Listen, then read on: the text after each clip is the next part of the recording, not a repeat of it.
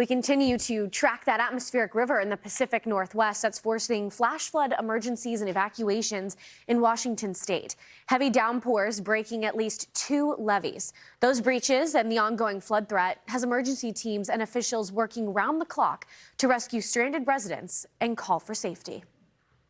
And it's not a 1 or 2 day event, right? We're in for the long haul, and all that water is putting a lot of stress on our infrastructure. And we're seeing that in real time. And that is something I just want to emphasize to Washingtonians to be alert. If you get an evacuation order, for God's sakes, follow it. Joining us now is Mayor Dana Ralph, mayor for the city of Kent, Washington.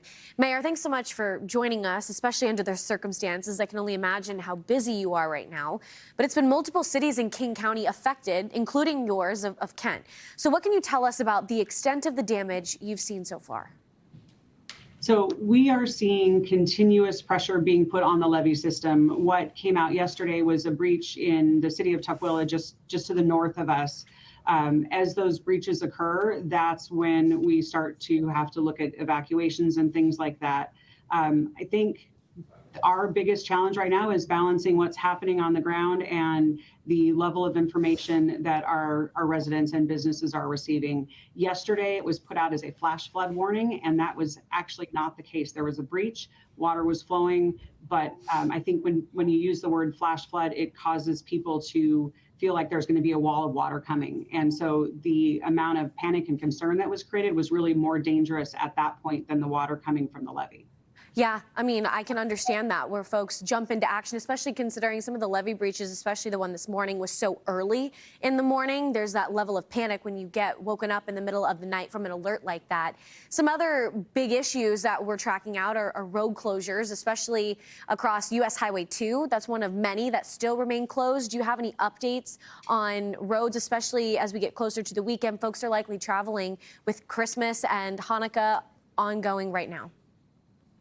For us in the Kent area, Highway 167 has been closed now for several days, and that is one of the main freeways that runs through the valley and is causing significant congestion on other roads. And then as we do have issues along the levees and more road closures happen, it's a challenge for people traveling both for the holidays, but then should we need to do an evacuation, creating problems on that front as well.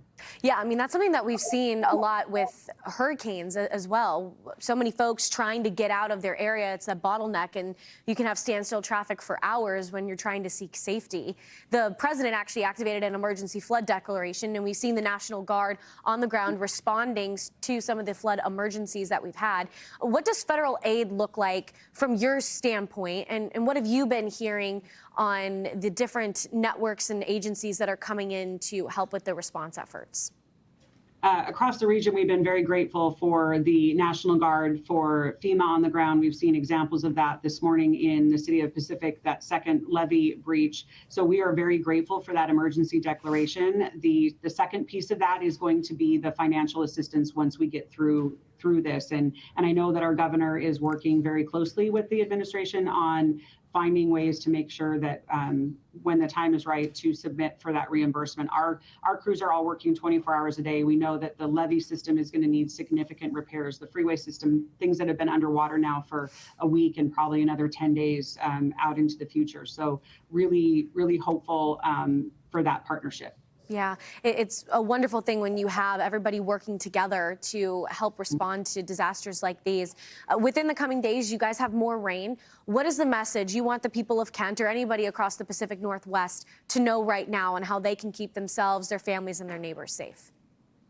So we are following the Ready, Set, Go protocol.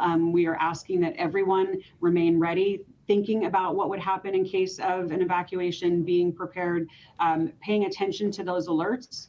We are asking all of our residents to follow us on our social media channels and our website, because that is going to be where the most accurate information is. Again, we saw yesterday that flash flood warning. That is not a message that the city would have put out, because again, creating the panic. So follow the city that you are in and the county for that most accurate and up-to-date information. Information is key, especially in an event like this. Mayor Dana Ralph for the City of Kent, thanks so much for your time with us today, and we wish you and your city a speedy recovery. Thank you very much.